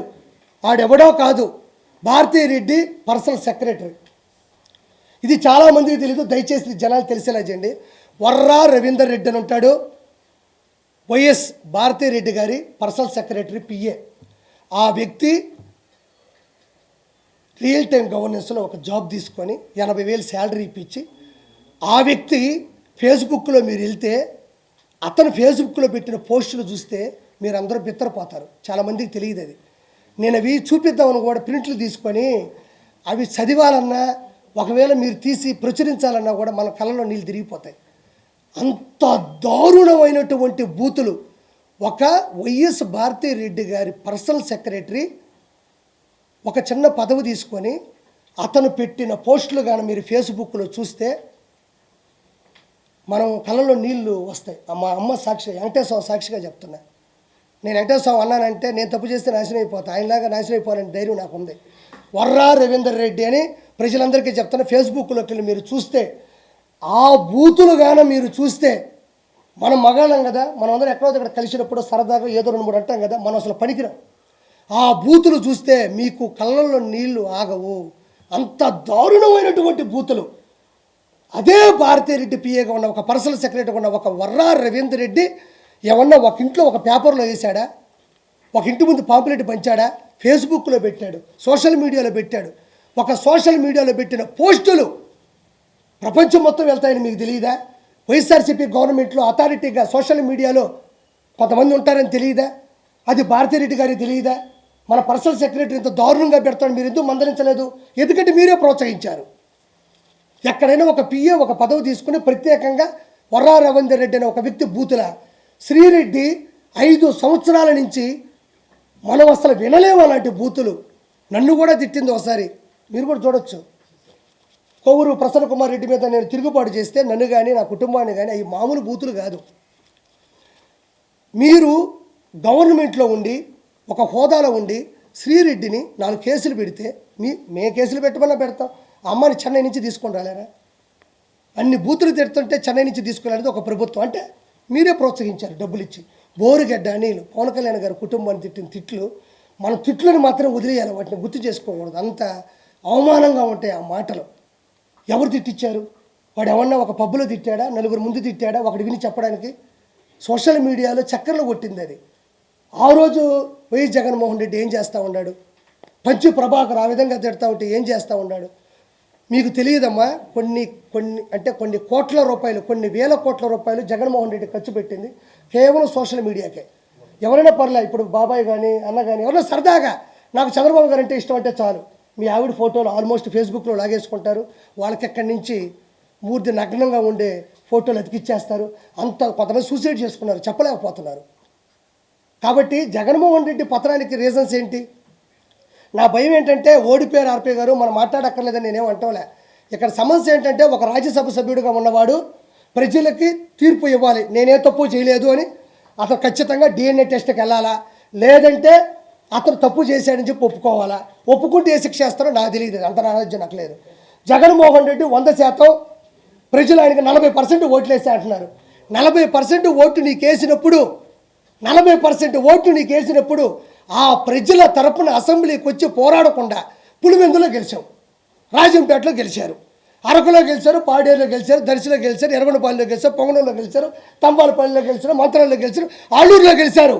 ఈ 11 మంది అసెంబ్లీకి వెళ్ళకుండా పోతే మిమ్మల్ని గెలిపించిన మనుషులు ఏమవ్వాలని ఈరోజు నేను ప్రశ్నిస్తున్నా. 11 మంది కాదయా, ఒక్కరు గెలుస్తారు. ఆ ఒక్కడైనా అసెంబ్లీకి పోయి వాళ్ళ సమస్యలు అక్కడ చెప్పడానికే కదా అసెంబ్లీ ఉంది. మెంబర్ ఆఫ్ లెజిస్లేటివ్ అసెంబ్లీ వీళ్ళందరూ ఎందుకున్నారు? శాసనకర్తలు ఎందుకున్నారు? శాసనసభ్యులు ఎందుకున్నారు? అంటే నువ్వు పోకపోగా 10 మందిని చెడగొట్టి వాళ్ళు ఎంతో కష్టపడి వాళ్ళని నమ్మి 11 నియోజకవర్గాల్లో ఓట్లేసి గెలిచారు వాళ్ళు. ఆ 11 నియోజకవర్గాల్లో ఉండే జనాలు ఈరోజు నమ్ముకున్నారు ఆ 11 మందిని. వాళ్ళు అసెంబ్లీకి పోకపోతే నిన్ను నమ్ముకొని వస్తే ఆ 11 నియోజకవర్గాలు ఏమవ్వాలని ఈరోజు జగన్మోహన్ రెడ్డిని నేను ప్రశ్నిస్తున్నా. నీకు దమ్ముంటే, నీకు ధైర్యం ఉంటే, నీకు కలేజా ఉంటే, నేను ఒక్కడే వచ్చానంటున్నావు కదా, నీకు దమ్ముంటే అసెంబ్లీకి రా. నువ్వు అసెంబ్లీకి రా, నేను మాటిస్తున్నా నా పార్టీ నుంచి. నువ్వు భువనేశ్వర్ గారు అన్నట్టు, రాయపాటి అరుణ గారిని అన్నట్టు, అదేవిధంగా పాపం ఉండవల్లి అనుష గారిని అన్నట్టు, మంగళపూడి అనిత గారిని అన్నట్టు దయచేసి మా ప్రభుత్వం అనదు. మాకు సంస్కారం ఉంది. మేము ఏ రోజు ఆడవాళ్ళ గురించి అసభ్యంగా మాట్లాడాలి, అసభ్యంగా చిత్రీకరించలేదు. నీ భయం ఏంటంటే మీ ఆడవాళ్ళ జోలికి రాము. ఒకటే మందల రాజకీయంలో నువ్వేం తప్పు చేసావు, నువ్వేమో అగాజ అంటే ఎంత అజ్ఞానంగా ప్రవర్తించావో, ఎంత దారుణాలు చేసావో వాళ్ళు ప్రశ్నిస్తారు. నువ్వు కూడా వచ్చి ప్రశ్నించు. మన 7,000 రూపాయలు పాపం మనందరికి కూడా పింఛన్లు ఇవ్వడం జరిగింది. ఇప్పుడు చెప్పారు మనిషి 15,000 రూపాయలు అన్నారు. ఏం వచ్చాగవా జగన్మోహన్ రెడ్డికి? షుగర్ ఏ లెవెల్లో ఉందో నాకు అర్థం కావడంలే. జస్ట్ నెల 10-15 రోజులైందమ్మా. మొన్నే పాపం 14-15 లక్షల కోట్ల రూపాయలు అప్పు పెట్టి ప్రజాధనాన్ని ప్రజలకు చాలామంది తెలియదన్నా, ఈ భూమి మీద పుట్టిన ప్రతి ఒక్కడికి భూమి మీద ఒక హక్కు ఉంటుంది. కొండలు ప్రకృతి వనరులే. ఋషికొండ దేవుడి సన్నిధితో సమానం. 7 ఋషుల పైన యాగాలు చేశారంట. తిరుమల కొండ నాశనం చేశాడు. ఒక కొండ లేదు, ఒక ఇసుక లేదు. ఈరోజు రోడ్లు మీకు వేయలేదని మీరు ఫీల్ అవుతున్నారు. రోడ్లు వేసేసారని సంతకాలు పెట్టి వాళ్ళు ఎప్పుడు వేల కోట్లు లక్షల కోట్లు డబ్బులు తీసేసుకున్నారు. ఆ అభివృద్ధి జరిగిపోయినట్టు అందులో సంబంధించినటువంటి అధికారుల చేత సంతకాలు పెట్టి ఆ డబ్బుల్ని పంచేసుకున్నారు. కొన్ని లక్షల, ఒక్క విజయసాయిరెడ్డి దగ్గర 5 లక్షల కోట్ల రూపాయల డబ్బులు ఉంది. కాదు అంటే నేను తప్పు చేశానంటే నా మీద కేసు పెట్టమను. నేను మొన్న కూడా చెప్పా, రోజా దగ్గర 3,000 కోట్ల రూపాయలు ఉంది అని చెప్పాను. నేను ఉంది. ఎన్ని ఇసుక, ఎంత దౌర్జన్యాలు, ఎన్ని దందాలు, ఎన్ని రిజిస్ట్రేషన్లు, ఎన్ని కానుకలు. ఈరోజు 5 లక్షల కోట్ల రూపాయలు బ్లాక్ మనీ ఒక విజయసాయిరెడ్డి దగ్గర ఉంది. విజయసాయిరెడ్డి ఎవరండి? ఒక చార్టెడ్ అకౌంట్. అంతేనా? ఒక చార్టెడ్ అకౌంట్. ఎక్కడి నుంచి వచ్చింది ఈ పదవి? కేవలం ఇతని లెక్కలన్నీ అతని దగ్గర ఉన్నాయి, అతని లెక్కలన్నీ ఇతని దగ్గర ఉన్నాయి, అతని లెక్కలు ఇతను తేల్చేస్తాడంటే కుదరదు. కాబట్టి మనోడికి డైరెక్ట్గా ప్రత్యక్ష రాజకీయాలు గెలవలేడు. కాబట్టి ఏదో నామినేటెడ్ పోస్ట్ ఇవ్వాలి కాబట్టి మెంబర్ ఆఫ్ పార్లమెంటు, ఎగువ సభ, రాజ్యసభ ఇవ్వడం జరిగింది. అంటే నేను ఒకటే చెప్తున్నా, ఈరోజు పోలవరం అవ్వాలి అంటే 1,00,000 కోట్లు కావాలంటే ఈ 1,00,000 కోట్లు నేను చెప్పిన 10 మంది దగ్గరే ఉంది. ఒకడేమో అంటాడు నాకు పోలవరం అర్థం కాలేదు అంటాడు, పోలవరం జనాలకు అర్థం కాదంటాడు, ఎందుకు అని అడిగితే నాకు అర్థం కాలేదంటాడు. ఒరే నాయన, మేము జబర్దస్తులో ఈ జోకులు ఎన్నో వేసాం, మేము జబర్దస్తులో ఇలాంటి జోకులు కొన్ని కోట్లు వేసాం, 16 రేటింగ్ చూసాం. ఈరోజు ఈ స్థానం ఉందన్నా ఇంకోటి ఉందన్నా మాకు జబర్దస్తే, నేనే కాదనలేదే. నేను వాదించింది సంస్థ మీద, జబర్దస్త్ షో మీద కాదు. మేము ఇలాంటి జోకులు జబర్దస్తులు ఎన్నో వేసేసాం. ఒకడంటాడు ఐటీ పరిశ్రమలు తీసుకురాలేదంటే నేను ఫారిన్కి వెళ్తే నాకు చలి తగులుతుంది, నాకు పెదాలన్నీ పగిలిపోతాయని ఒకడంటాడు, అదొక జోకు. ఒకడేమో పోలవరం అనేది ఎవరికి అర్థం కాదు, ఎందుకంటే నాకు అర్థం కాదంట. అంటే ఏంది ఇది? ఒక జల వనరుల అభివృద్ధి శాఖ మంత్రి, ఒక ఇరిగేషన్ డిపార్ట్మెంట్ మినిస్ట్రీ ఇస్తే ఈ విధంగా మాట్లాడతారా? ఏముంది అక్కడ పోలవరం అర్థం కాకపోవడానికి? కృష్ణా అనేది గోదావరి అనుసంధానం కలపగలిగిందే పోలవరం అంటారు. ఏలూరు జిల్లాలో పోలవరం ఒకటి ఉంది. ఇది పూర్వం 1941 సంవత్సరం వెంకటకృష్ణ అయ్యంగారు ఎవరు ఒక ఆయన వచ్చి, సార్ గోదావరి జలాలు అనవసరంగా నీళ్లు వెళ్ళి బంగాళాఖాతంలో కలిసిపోతుండాయి, ఇదొక్కటి దయచేసి కొంచెం టైం అయినా నాకు ఇస్తాను, నేను మనస్ఫూర్తిగా ప్రస్తుతం కోరుకుంటున్నాను. నేను ఈరోజు పోలవరం గురించి ఒక 4 మాటలు చెప్తాను. నాకు తెలిసింది, చాలామందికి ఇది తెలియదు. పోలవరం అంటే ఏమీ లేదండి, ఏమీ లేదన్న విషయం వైఎస్ఆర్సీపీకి కూడా తెలుసు, ఎందుకంటే డబ్బులన్నీ ఎత్తేసారు. ఏమి ఉన్నదాడా, ఏముంటుందా? పోలవరం అనేది ఏంటంటే కృష్ణా నది, గోదావరి నది, ఈ రెండింటిని కలుపుతూ ఒక ప్రాజెక్ట్ చేయాలి, ఒక డ్యామ్ కట్టాలి, ఒక రిజర్వాయర్లు కట్టాలి. రిజర్వాయర్ తీసుక రిజర్వ్ నిల్వ ఉంచడం అంటారు. గోదావరి నది అనేది పైన ఉంటుంది, కృష్ణా నది కింద ఉంటుంది. గోదావరి నది దగ్గర లెక్కలేనన్ని నీళ్లు, కొన్ని లక్షల ఎకరాలు సాగు, అంటే ఒకటి కాదు పంట, 2 పంటలు ఇచ్చు, 3 పంటలు కూడా ఇచ్చు.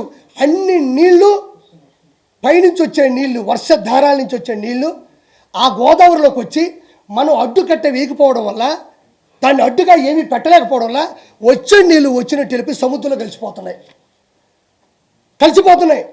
ఆ నీళ్ళని మనం ఒక రిజర్వ్ చేసుకొని, ఒక ఆనకట్ట కట్టుకొని, ఒక డ్యామ్ కట్టుకుంటే ఆ నీళ్ళని అలా ఆపగలిగితే, ఆ నీళ్ళని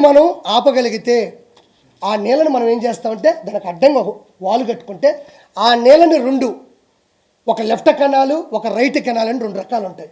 ఆ నీళ్ళను 2 వైపులకు మళ్ళిస్తే ఒక పక్క విశాఖపట్నం ఒక 3 లక్షల ఎకరాలకి సాగునీళ్ళు ఇవ్వచ్చు, తాగునీళ్ళు ఇవ్వచ్చు, కర్మాగారాలకి, పరిశ్రమలకు కూడా మనం నీళ్ళు ఇవ్వచ్చు.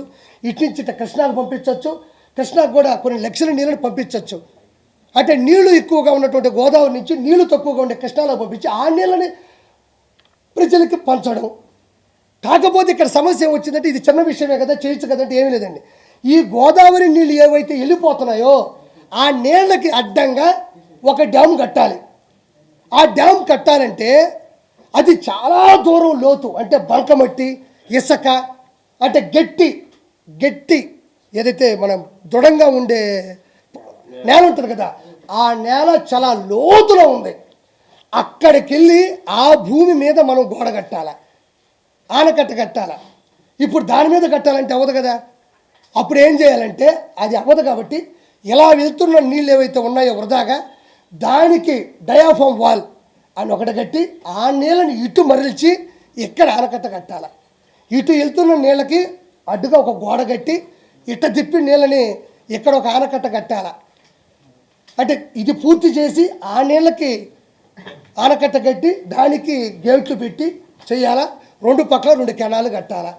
ఇది అర్థం కాకపోవడానికి ఏముంది ఇట్లా అర్థం కాకపోతే ఇటు పోయి నీళ్ళు ఎట్ట ఆపినావు, ఆ నీళ్ళు ఎటు తిప్పినావు, ఈ ఆనకట్ట కట్టావు, గేట్లు ఎత్తినావు, నీళ్ళు పోయినాయి, కృష్ణాకి ఇట పోయినాయి. ఇది ఇట్లా ఆలోచించడానికి ఏముంది, అర్థం కాకపోవడానికి ఏముంది? డబ్బులు సరిపోవట్లేదు అనే దానికి ఓకే, రాష్ట్ర బడ్జెట్ ఎలా ఉందో మనకు తెలియకపోవచ్చు. కాబట్టి ఫైనల్గా కోరుకునేది ఏంటంటే ఇక్కడ రాష్ట్రం రావణ కష్టం వల్ల ఆయన ఎదురు చూస్తున్నాడు. కాబట్టి ప్రజలందరూ కూడా చాలా వరకు చైతన్యం అవ్వాలా. వీళ్ళందరూ ఆగడాలు కూడా అతి తక్కువ సమయంలోనే మూసేసే ప్రయత్నం జరుగుతూ ఉంది. కాబట్టి ఇది నేను చెప్పాలనుకుంటుంది. ఏటు విజయసాయి రెడ్డి మర్యాదగా వెళ్ళి ప్రజాస్వామ్యంలో ఉండవు కాబట్టి DNA టెస్ట్ చేయించుకోవాలా. రెండోది అసెంబ్లీకి జగన్మోహన్ రెడ్డి రావాలా. ఇవి రెండు రాగలిగితే ఎంతో కొంత మిమ్మల్ని జనాలు విశ్వసిస్తారు. నేను కూడా చెప్తాను, 2029లో నాకు తెలిసే వైనాట్ 175 కూటమి. ఈరోజు చెప్తున్నాను నేను ధైర్యంగా. మీరు చేసే ప్రయత్నాలు, మీరు చేసే చేష్టలు ఇదే విధంగా ఉంటే వైనాట్ 175 రెండు ఇచ్చాడు, 1 మధ్యలో మైనస్ కొడితే 0. ఎంతతో కథం. అడగండి అడగండి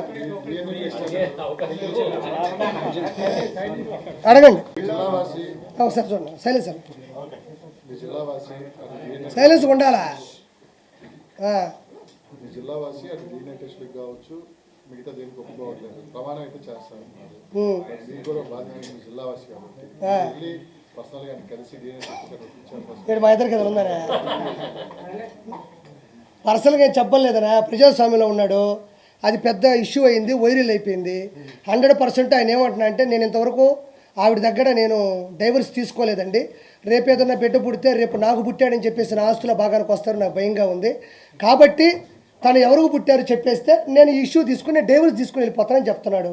నాకు ఆస్తులు అంతస్తులు ఏమొద్దు వద్దంటున్నాడు. ఇంకో మధ్యలో ఒక మాట చెప్పాలా. ఇప్పుడు 2,60,00,000 2,50,00,000 పెట్టి ఆవిడ ఒక విలా కొనుక్కునింది. 100% విలా కొనుక్కుంది, ఆధారాలతో సహా పట్టుబడింది. ఆయనే చెప్తున్నాడు, నేను 1,60,00,000 పెట్టుకొని బ్యాగు పట్టుకొని వచ్చాను, నాకు ఇద్దరు కూతురు పుట్టారు కాబట్టి నాకు. ఆయన చెప్పేశాడు, ఒప్పుకునేశాడు. రేపు కేసు వస్తే ఆయన కూడా జైలుకి వెళ్తారో వేరే విషయం. 1,60,00,000 బ్లాక్ మనీ విజయసాయి రెడ్డి ఇస్తే మొగుడు తీసుకెళ్ళి ఇచ్చాడు. అందులో 60,00,000 సతీమణి సునంద గారు ఇచ్చారంట. ఆయన ఒప్పుకుంటున్నాడు.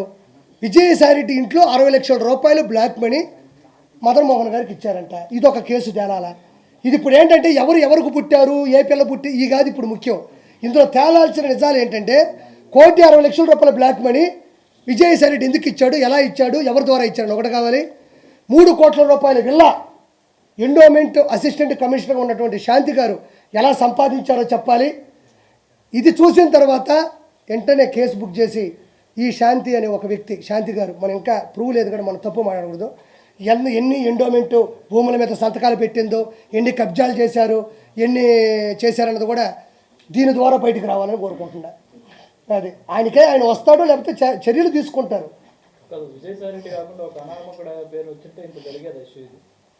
ఒక అనామకుడు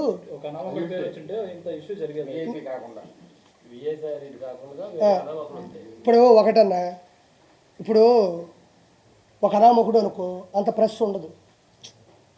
ఇప్పుడు కోర్టులో చాలా కేసులు ఉన్నాయి, ఫ్యామిలీ కేసులు ఉన్నాయి, సివిల్ ఉన్నాయి, క్రైములు ఉన్నాయి, అన్నీ ఉన్నాయి. మీరు ఎవరిని తీసుకెళ్ళి మైకి పెడతారు? మీరు అంటే మీరే చెప్పండి. మీరు మైకి తీసుకెళ్ళి మీరు ఎంత ఆసక్తంగా ఉందా, ఎంత ఆనందంగానూ చూస్తారు అంతే. ఒక ప్రెస్ వచ్చిందంటే దేనికి వస్తుంది? అందులో విషయం ఉందనే దానికన్నా వివరణ ఇచ్చేవాడు ఎవడని ఉంటుంది అంతే. ఇంకోటి విచ్చలవిడిగా రోడ్డు మీద పడాలి, లేదంటే అది భావోద్వేగానికిలోని పెద్దదవ్వాలి. అది లేనప్పుడు నేను అదే అంటున్నా, ఇప్పుడు కెమెరా అనేది అన్ని చోట్ల పెట్టాలని మనకే ఉంటుంది. అది వెలుగులోకి ఎంతవరకు వచ్చింది? ఇప్పుడు ఉందనా, నాకు రేపు కేసు వస్తే నీకే ఫోన్ చేస్తా, వచ్చి ప్రెస్ మీట్ పెట్టి తప్పే ఉంది అందులో. అతను చూడు, ప్రజలు వేరు, ప్రజల చేత ఎన్నుకోబడ్డ వ్యక్తి వేరు. ప్రతి కాన్స్టిట్యున్సీలో, ప్రతి నియోజకవర్గంలో 2 లక్షల చిల్లర ఓట్లు ఉన్నాయి. అంటే 2 లక్షల మంది అతను ఎంచుకున్నట్టే. అపోజిషన్కి వేసినా, పొజిషన్కి వేసినా 2 లక్షల మందికి అతను బాధ్యుడే. అలాంటి ఒక రాజ్యసభ సభ్యుడు ఢిల్లీలో పార్లమెంట్లో ఎగువ సభలో కూర్చున్న ఒక వ్యక్తి ఎలాంటి అలిగేషన్ వచ్చినప్పుడు ఖచ్చితంగా అతను సమాధానం చెప్పి తీరాలి. ఎవడైనా చెప్పాలి.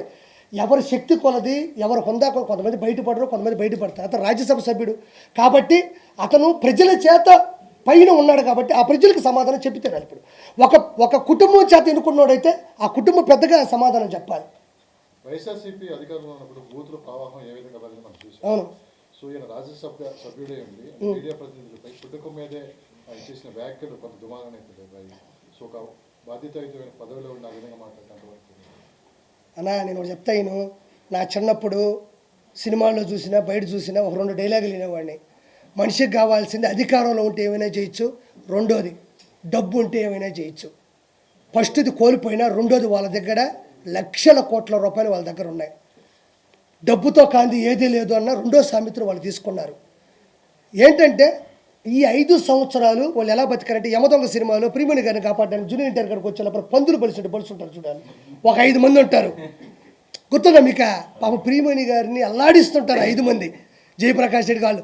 అప్పుడు జూనియర్ ఎన్టీఆర్ గారికి వచ్చి బెల్ట్ తీసుకొని కొడుతుంటాడు. 5 మందిలో వీళ్ళు ఒకటే, ఆ పేరు నాని, కొడాల నాని కావచ్చు, మా అనిల్ కుమార్ యాదవ్ కావచ్చు, ఈ అంబటి రాంబాబు కావచ్చు, పందులు బలిసినట్టు బలిశారు. ఆంధ్రప్రదేశ్ డబ్బులు తిని పందులు బలిసినట్టు బలిసినారు. ఇప్పుడు జూనియర్ ఎన్టీఆర్ గారిలాగా ఇప్పుడు అసలు శిశులని మనిషి వచ్చాడు. వాళ్ళకి ఏం చేస్తున్నామో తెలియనటువంటి ఆలోచనలో ఇప్పుడు ఎవరో పాపం ఒక అతను అన్నాడు, రే ఏందిరా నీకు నాకు ఉన్నట్టే అంటున్నాడు, అదిరా అంటున్నాడు, ఇదిరా అంటున్నాడు. మగాని నేను ఒకటే అంటున్నా, వాళ్ళు నిన్ను చాలా సభ్యతంగా చాలా మాట్లాడారు, చాలా మంచిగా క్వశ్చన్లు అడుగుతున్నారు. నీ ఆక్రోశం ఎవరి మీద ఎలగక్కాలి? వాళ్ళకి చెప్పాల్సిన సమాధానం చెప్పి నీలో నువ్వు మాట్లాడుకొని నువ్వు ఏం చేయాలో అది చేయాలి తప్ప నన్ను ప్రశ్నించకూడదు, నన్ను ఎవరూ ప్రశ్నించకూడదు. అదే విజయసాయి రెడ్డి ఇన్ని మైకులు పెట్టుకొని ఏ రోజైనా మాట్లాడాడా? ఎప్పుడు చూసినా సాక్షి పెట్టుకోవడం, సాక్షిలో పొరపాటు మాడితే ఆయన ఎడిటింగ్ చేసుకోవడం, ఎంత బాగుందో ఆయన విజలు కొట్టుకొని అందులో ఎట్టేవాడు. అందులో కూడా మనం బాధపడాల్సింది ప్రెస్లో కొంతమంది కూడా అదేదో అంటే తెగనవేరు. యూనిటీ మీలో మిస్ అయితే మీరు కూడా అందరికీ చీప్ అవ్వడం అనేది చాలా చిన్న విషయమే, మనమే సంగడాగిపోతాం. ఈరోజు ఎట్టకేలకి శ్రీరెడ్డి మీద కేసు బుక్ చేశారు కర్నూలు. ఎన్ని చేయలేదా ఈసారి యాక్షన్ ఉంటుందా లేకపోతే అలా నెల 10 రోజులే ఇల్లు వేయను, పేడ తెచ్చుకున్నాం, నీళ్ళలో కలిపినాం, కింద చల్లాలా, ముగ్గేయాలా. ఇంకోటి మనకు రాజధాని లేదు, ఇంకోటి డెవలప్మెంట్ అసలు లేదు. ఇప్పుడు దాన్ని లోపలికి వెళ్ళి లోతుగా చూడాలా, ఏది పోయిందో ఎత్తుక్కోవాలా, ఎంత అప్పు తెచ్చినాడో తెలియాలా, ఈ అప్పులు తీర్చడానికి నిందలేసుకోవాలా. ఇప్పుడు వెంటనే దుష్టుల్ని సంహారం జరగాల, ఒక పక్క ఇది చేయాలా, ఒక పక్క పరిశ్రమలు తేవాలా, ఇంకో పక్క ఈ పరిశ్రమలు చెడగొడతామని చెప్పేసి ఇలాంటివి దౌర్భాగ్యంగా చేస్తున్నాడు కావాలనే. పరిశ్రమలు వస్తే ఎక్కడెక్కడ ఎదుగుదల ఉండదేమో ఈ విధంగా నరుక్కుంటున్నారు. రేపు ఏదైనా సమ్మెలు జరిగిందంటే, మన కార్మిక పరిశ్రమ పడిపోయిందంటే, పరిశ్రమ అంటే 10 మంది పనిచేస్తారనా? ఒక పరిశ్రమ వస్తుంది, ఐటీ పరిశ్రమ. ఈ విధంగా నరుక్కుంటా సమ్మెలు చేసుకుంటా ఉంటే లక్షల కోట్లు పెట్టుబడి పెట్టి లక్షలు సంపాదించాలనుకున్న ఏ పరిశ్రమ మూతపడిందంటే ఆ పరువు పోద్ది అనుకుంటారు. ఇలా అసభ్యంగా ఇలా మైలేజ్ తగ్గిస్తూ ఉంటే ఏం జరుగుతుంది మీకు తెలియదు ఏముంది. కాబట్టి పరిశ్రమలు మీరు నమ్మరుగానే వాళ్ళు నిజంగా చాలా దృఢమైన సంకల్పంతో ఉన్నారు, తండ్రి కొడుకులు ఇద్దరు కూడా. వాస్తవంగా నాకు తెలిసింది చెప్తున్నాను, నేను పార్టీ సభ్యుడిని కాదు. వాళ్ళు పరిశ్రమలు తెస్తున్నారు, మంచి మంచి పరిశ్రమలు. ఈ విధంగా ఈ పనులు చేయడం వల్ల కొంచెం వాళ్ళు ఇబ్బంది పడుతున్నారు. నేను అందుకే అంటున్నా, ప్రజలు ఉత్తేజితమయ్యి తల్లిదండ్రులకు ప్రతిరోజు మనం చెప్తానే ఉండాలి. అధికారంలోకి వచ్చి 30 రోజులు అవుతుంది, 30 మర్డర్లు జరిగాయి ఆంధ్రప్రదేశ్లో. ఇది లోకేష్ గారు రెడ్ బుక్లో ఉన్న స్క్రిప్ట్ ప్రకారం జరుగుతుందని చెప్పి వినిపిస్తున్నారు. రెడ్ బుక్ అంటే ఏందన్నా? ఎర్ర పుస్తకం అంటే ఏందన్నా? దానికి చెప్పలేదు సమాధానం. ఏదో పెద్ద ఈయన కాబట్టి సాధించాడు ఎర్ర పుస్తకం. రెడ్ బుక్ అంటే ఏంటంటేనమ్మా, రెడ్ బుక్ అంటే ఏంటంటే ఏముంటుంది, ఎవడైతే తప్పు చేశాడో లా ప్రకారం బయలా వాళ్ళని కేసులు పెట్టంటే ఏదో తోసి కాదు, ఏ తప్పు చేస్తారో ఆ తప్పుని వెలికి తీసి వాళ్ళకి శిక్షించడం. చట్ట ప్రకారం జరగట్లేదు. సోషల్ మీడియాలో ఇప్పటి వరకు మనం చూస్తుంది ప్రభుత్వం వచ్చి ఇంకా నెల 15 రోజులు అవ్వాలి, కానీ క్రైమ్ రేట్ ఎక్కువ పెరిగిపోయింది ఆంధ్రప్రదేశ్లో. గల్లీలో మరణాలు జరిగిపోతున్నాయి, కానీ ఇలాంటి ప్రాపకాండ ఎక్కువ జరుగుతుంది. ఇది ఎంతవరకు నిజం ఉందంటారు? నేను ఒకటి చెప్తున్నానండి, చనిపోయే ప్రతి వ్యక్తి వెనక జగన్మోహన్ రెడ్డి రాక్షసత్వం ఉంటుంది. జగన్మోహన్ రెడ్డి గంజాయి ఇచ్చి మనుషులను చంపించేసి అతనే వచ్చి పరామర్శిస్తాడు. ఎప్పటి వరకు జరిగిన వినాలా, ఎక్కడ వరకు అడగ వినాలా, అది ఇటు వచ్చి అందరం కలిసి మాట్లాడదాం. ఒకటి చెప్తున్నా, నా మాట నమ్మండి, ఎప్పటి వరకు జరిగిన ప్రతి హత్యలో జగన్మోహన్ రెడ్డి రాక్షసత్వం ఉంది, జగన్మోహన్ రెడ్డి ప్లాన్ ఉంది. జగన్మోహన్ రెడ్డి కోసం ప్రాణాలు ఇవ్వడానికి సిద్ధంగా ఉన్నారో లేదో నాకు తెలియదు, కానీ వాళ్ళ ప్రాణాలని బలి తీయడానికి జగన్మోహన్ రెడ్డి సిద్ధంగా ఉన్నాడు. మనం 2 గ్లాసులు తాగితేనే పిల్లల దగ్గర చెప్తూ కొట్టించుకుంటాం, ఏం మాట్లాడో మనకే అర్థం కాదు. అలాంటిది గంజాయి తాగితే ఓడి ఏం ప్రవర్తిస్తాడో, ఓడి ఎలా ప్రదర్శిస్తాడో మనం 4 రోజులు ఉంటుందంట ఒక గంజాయి తాగితే, అంత వేసుకుంటే నోట్లో. అలాంటిది కత్తితో నరకుతున్నా కూడా బాధ భయం ఉండదు. ఆ రక్తం చూస్తే మన కళ్ళు తిరగవు. మనం ఏదో పబ్జీ ఆడినట్టో ఏదో ర్యాపిడ్ ఫైర్ ఆడినట్టే ఉంటుందంట. అది నాకు కూడా తెలియదు, నేనే ఇప్పుడు తాగలేదు. జాతీయ స్థాయిలో ఇది తీసుకొని పోవడానికి ఢిల్లీలో కూడా ధర్నా చేస్తున్నారు. ఎవరు? జగన్మోహన్ రెడ్డి. నేను కూడా చెప్తా, ఢిల్లీ మన అయింది, మా సన్న అయింది, నాది అయిపోద్ది. అదే మాటలు 100 చెప్తా, నా పోయినాటు 175 అన్నాడు. ఏదే యాడికి పోయినాడు? ఏమయ్యా 175 సీట్లలో బై 10 = 17.5 = 18 సీట్స్ ఉండాలా. 10% సీట్లు మనం గెలిస్తే ప్రతిపక్ష హోదా వస్తుంది. అది రాజ్యాంగంలో ఏ చిన్నపిల్లలు అడిగినా చెప్తాడు. నాకు ప్రతిపక్ష హోదా కావాలని ఏడుస్తాడు కింద పడి. చాక్లెట్లు అడుగు. రెండో బలమైన పార్టీ కాబట్టి నాకు ఇవ్వాలి అంటున్నారు కదా జగన్మోహన్ రెడ్డి. అవునప్ప, రెండో బలమైన పార్టీ ఏంటి? సీఎం పదవి తీసుకో. చంద్రబాబు నాయుడు గారు ఇంకేదైనా కుప్పంకు పోయి ఏదైనా పాపం ఏదైనా చిన్న పని చేసుకుంటాడు.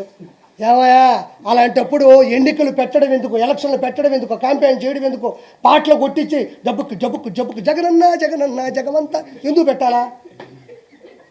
బలమైన పార్టీ అయితే నువ్వే ప్రెస్ మీట్ పెట్టుకో, నువ్వే ఒక అసెంబ్లీ కట్టుకో, నువ్వే మీ వాళ్ళని పెట్టుకొని డబ్బులు వేసుకొని కొట్టుకో. ప్రతిపక్ష హోదా అంటే బై 10% సీట్లు ఉంటేనే వస్తారు.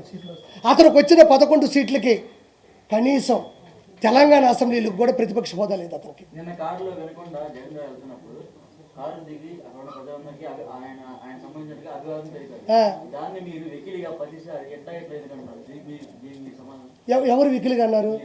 అతను వికిలిగా చేశాడు కాబట్టి నేను వికిల్ అన్నా. అదే ఎప్పటి నుంచి ఇప్పుడు నీ పేరేంది? నా పేరు గోపి. నేను గోపి అనే పిలుస్తా. అతను వికిల్ చేశాడు కాబట్టి నేను వికిల్ చేస్తానే అంట. దానికి ఇంకో పేరు లేదు. స్టార్టింగ్ నుంచి అలానే చేస్తున్నారు. నేనేను అలానే చేస్తాను. వెకిలిగా చేస్తున్నారు. ఒక మనిషి గురించి విమర్శించేటప్పుడు, ఒక మనిషి గురించి పరామర్శించేటప్పుడు ఒక మాట మాట్లాడుతున్నా. అదే చంద్రబాబు నాయుడు గారిని పట్టుకొని మాట్లాడలేదా? ఆయన శరీరం గురించి మాట్లాడలేదా? అప్పుడు ఏం చేస్తున్నావు నువ్వు? అప్పుడే ఎందుకు ప్రశ్నించలేదు? ఆ రోజు వైఎస్ జగన్మోహన్ రెడ్డి కావచ్చు, వాళ్ళ పార్టీ కార్యకర్తలు కావచ్చు, భువనేశ్వర్ గారి గురించి ఆ రోజు మాట్లాడుతుంటే మీ నోరు ఏమైపోయింది? నేను ఈరోజు ఆయన చేసే విధానాన్ని చూపిస్తే రక్తం మరిగిపోతుంది. ఆ రోజు భువనేశ్వర్ గారిని పట్టుకొని నిండు సభలో ఒక ఆడ మనిషిని సంస్కారంగా మాట్లాడిన వ్యక్తులు ఆ రోజు వల్లభనేని వంశీ మాట్లాడిన మాటలు నా నోటుకుండా చెప్పాలా? ఆ రోజు ఎందుకు ప్రశ్నించలేదు? ఒక బాడీ ఇలా చేస్తాడంటేనే రక్తం మరిగిపోతున్నప్పుడు ఆడవాళ్ళ గురించి మాట్లాడుతున్నప్పుడు ఏం చేస్తున్నావు నువ్వు? ఆ రోజు జగన్మోహన్ రెడ్డి ముందాగావా? ఆంధ్రప్రదేశ్కు ముందా పడుకున్నావా ఏంది?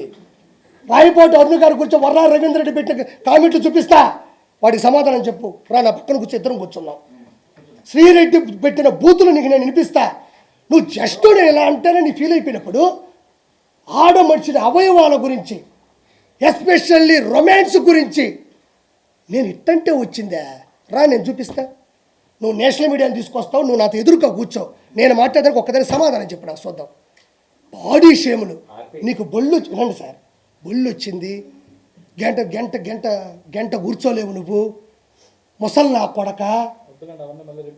వినండి సార్, ఏం తప్పే జరిగింది తెలియాలి కదా ప్రజలకి. ఆయన అడిగాడు, నేను సమాధానం ఇవ్వాలిగా. నేను తప్పించుకుని వెళ్ళాల్సిన అవసరం. అవి ఏమన్నా మామూలు బూతులు. ఈ రోజు కాదండి, రేపైనా ఇవే మాట్లాడతారు అసెంబ్లీలో వాళ్ళు. ఈ రోజుతో ఆగిపోతుంది. వెన్నుపోటు పొడిచాడు, గుండెపోటు, ఈ రోజుతో ఇవి ఆగవు. నన్ను అడిగాడు కాబట్టి నేను ప్రశ్నిస్తుండా. చంద్రబాబు నాయుడు గారిని వయసు తారతమ్యాలు లేకుండా ఎన్ని బూతులు మాట్లాడారో. పవన్ కళ్యాణ్ గారి గురించి 3 పెళ్ళిళ్ళు మాట్లాడుతుంటే ఏమైపోయింది? 3 పెళ్ళిళ్ళు సభ్య సమాజంలో ఆయనకు నచ్చల.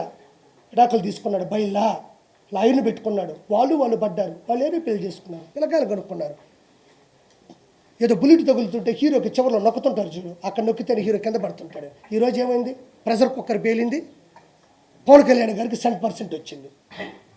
వైఎస్ జగన్మోహన్ రెడ్డి గంజాయిని ప్రేరేపించే ఈరోజు ఈ విధంగా జరుగుతున్నాయి.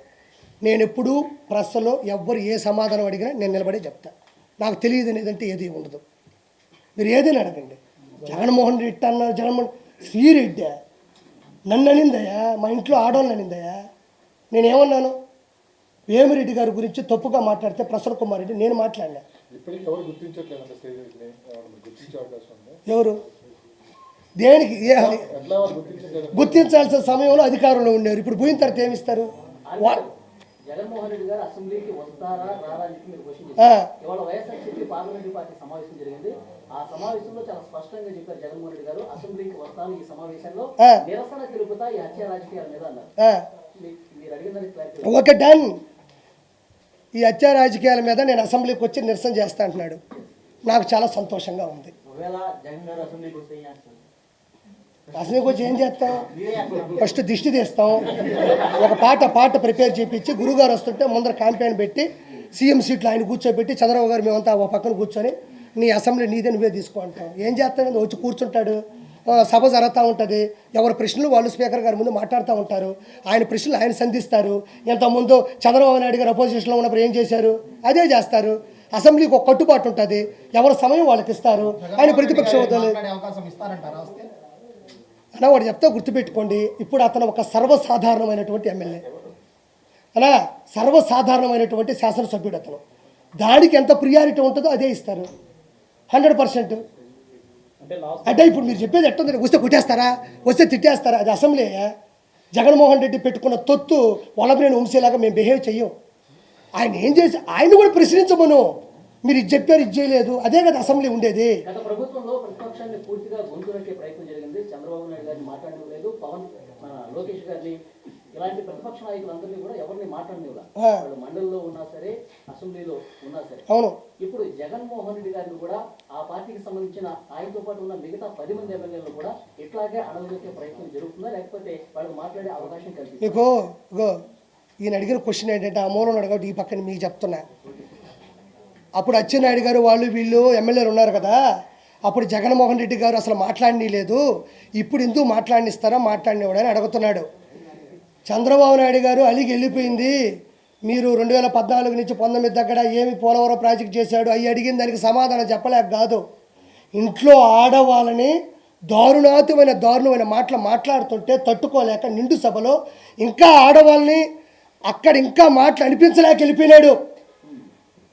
చట్టసభ అనేది ఎలా జరగాలంటే, అసెంబ్లీ అనేది ఎలా జరుగుతుందంటే, వీళ్ళకో సమయం ఇస్తారు, వాళ్ళకో సమయం ఇస్తారు, వీళ్ళు మాట్లాడాలి.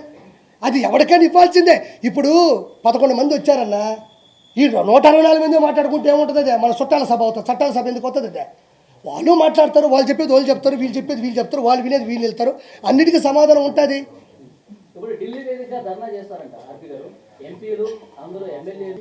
చట్టంగా ఉన్నట్టే 2019 నుంచి 2024 మధ్యన జగన్ పాలనలో హత్యలు చూడండి సార్. క్రమ సంఖ్య 1, వివిధ కేటగిరీలు సంఖ్య 3, బీసీ 300 మంది, ఎస్సీ ఎస్టీలు 188 మంది, మైనారిటీ సభ్యులు 11 మంది, మహిళలు 991, పార్టీ కార్యకర్తలు 79, ఎన్నికల కోడ్ సమయంలో హత్యలు 13, ఎన్నికల తర్వాత జరిగిన హత్యలు 6, మొత్తం 1588. ఇది 2019 నుంచి 2024 వరకు కూటమి గెలిచిన చివరిలో కావచ్చు, దాని ముందు వరకు జరిగిన వివిధ రకాల క్యాస్టులు కానీ ఒక క్రమ సంఖ్యలో 1588 హత్యలు వైఎస్ జగన్మోహన్ రెడ్డి క్రమంలో జరిగినాయి. నేను ఈరోజు కూర్చొని నేను అనేస్తా, ఢిల్లీ పోతా, మోడీ గారితో మాట్లాడతా అనేది అవుతుందా? నేను జగన్మోహన్ రెడ్డి ఇద్దరు ఒకటే. ఇప్పుడు నేను జగన్మోహన్ రెడ్డి ఇద్దరు ఒకటే. కిరాక్ కార్పి జగన్మోహన్ రెడ్డి ఇద్దరు ఒకటే. ఆయన మాజీ సీఎం కదండి, మరి మీరేం చేశారు? ఎవరు సీఎం? ఇప్పుడు మాజీ సీఎం అయితే మాజీ ఉంటే ఎంత తేడా వస్తుంది తెలుసు నీకు? ఇప్పుడు నేను మాజీ సీఎం అంటున్నాడన్న. ఇప్పుడు ఆర్పీ గారు ఆయన ఎమ్మెల్యే, ఆయన ఒక అధికారంగా ఎమ్మెల్యే కూడా. అవును నేను అంటున్నానబ్బా, నా ఆలోచన దృష్టిలో జగన్మోహన్ రెడ్డి నేను ఒకటే. నేను ఏం చేయలేడు, ఆయన ఏం చేయలేడు. ఏమన్నా చేస్తే ఇంకో ప్రెస్ మీట్ పెడతా, నేనే మాట్లాడతా. ఏమీ చేయలేడు. చెత్తకాయలు కూడా రాలవయ్యి చెప్తున్నాడు కదా. మనిషి చచ్చిపోతే 15,000 ఇచ్చారా, 15,000 ఇచ్చారా? అక్కడ తెలియదా మనిషి వ్యక్తిత్వం ఎలా ఉంది, సైకలాజికల్గా ఎలా ఉంది? గుర్తుపెట్టుకో, ఇంకో 3-4 మంత్స్లో జగన్మోహన్ రెడ్డికి శస్త్రచికిత్స ఎర్రగడ్డలో కావాలి. ఇప్పుడు నుంచే టోకన్ తీసుకుంటే చాలా మంచిది, అందులో నో డౌట్. సీఎం పదకొండుగా జగన్మోహన్ రెడ్డి గారికి ఎక్కడికైనా వెళ్ళాలన్నా పరదాలు కట్టుకుని అక్కడ చెట్లన్నీ చేశారు. అవును, నిన్న అదేం లేదు, మరి ఎలా వెళ్ళారంట? ఏది నిన్న వినుకొని వెళ్ళారు కదా సార్. ఇప్పుడు పరదాలో లేవని ఎవరు చెప్పారు మీకు? పరదాల్లో లేకపోతే 10 మంది ప్రెస్ మీట్ పెట్టి మాట్లాడుతున్నప్పుడు మధ్యలో మాట్లాడితే తటకన కోపం ఎందుకు వస్తుంది? నీకు అది పరదాలు కాదా? 10 మంది ఉన్నారా ఇక్కడ? ఇదిగో ఇవన్నీ ఉండవు. ఇదిగో ఇక్కడ మాహా ఉంది, బిగ్ టీ ఉంది, TV5 ఉంది, ABN ఉంది. మీరు నాతో మాట్లాడుతూ ఉన్నారు, నేను గబగబ మీకు చెప్పేసి మీరు నన్ను ప్రశ్నించే లోపల నేను వెళ్ళిపోతే అది పరదాలు కాదా? పరదాల మాట బతకడం కాదా? అక్కడ పోయినాడు, ఏం మాట్లాడాలా? కాసేపు ఏడవాలి కదా, యాక్టింగ్ అన్నా చేయాలి కదా. పోయిన దానికని యాడ్ చేసినాడా? యాక్టింగ్ అంటే నేనే తప్పు అన్నోలే, కనీసం పోయిన దానికి మన బాధ వచ్చినా బాధ రాకపోయినా ఎంతో కొంత బాధ రావాలి కదా. అది కూడా చేయలేదు కదా. రాష్ట్రపతి పరిపాలన రాదు వాడు చెప్తానండి. ఫైనల్గా ఆయన దూరం ఇంతసేపు ఉన్నంత వరకు నేను గర్వంగా ఫీల్ అవుతున్నా. ఫైనల్గా ఏంటంటే అతను 2019 నుంచి 2024 వరకు 151 మంది ఎమ్మెల్యేలు, అంటే ఒకరు వెళ్ళిపోయారు, కోటరెడ్డి సీతారెడ్డి గారు, ఆయన నచ్చక తీసేయండి. 150 చిల్లర ఎంతమంది అయితే ఉన్నారో వాళ్ళు ప్రతి ఒక్కరూ అవినీతి చేశారు, కొన్ని వేల కోట్ల రూపాయలు. వాళ్ళు ఏమనుకున్నారంటే రాబోయేది మనమే, రాబోయే 30 సంవత్సరాలు మనమే అని ఏ తప్పుడు కూడా కప్పి పెట్టే ప్రయత్నం చేయలేదు, కప్పి పెట్టలేదు, అలా వదిలేశారు. To be continued. ఇప్పుడు నేను చెప్తున్నా, ఈ 5 సంవత్సరాల్లో 150 మంది ఎమ్మెల్యేలు జైలుకి వెళ్ళబోతున్నారు బైలా. నాకు తెలుసు, నెల్లూరులో నేను చూశాను, ఎంగడగిరిలో చూసా, సూర్యాపేట చూసా, కోవూరు చూసా, కావలు చూసా, ఆత్మకూరు చూసా. 150 మంది వెళ్ళబోతూ ఉన్నారు. మీరు అడిగిన దానికి ఒకటే, ప్రతి ఒక్కరూ అవినీతి చేశారు. అంటే ఏ పదవి పోతుందండి నాకా మీరు అనుకుంది ఎవరు? నేను ఎప్పుడు ఏది అనుకోలేదు, నేను జీవితంలో ఏది అనుకోను, అక్కడ పోతా ఉంటా. అనుకుంది అనిపిస్తుంది. మొన్న చెప్పి వెంకటేశ్వర స్వామిని, నేను అంతసారి ఇంకోసారి చెప్పండి నేను.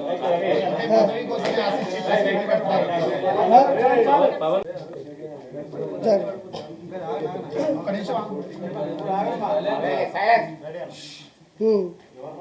అన్నయ్య అడిగిన క్వశ్చన్ అంటే మళ్ళీ నేను మీకు చెప్పాలి, ఎందుకంటే అది చేసినారు మధ్యలో.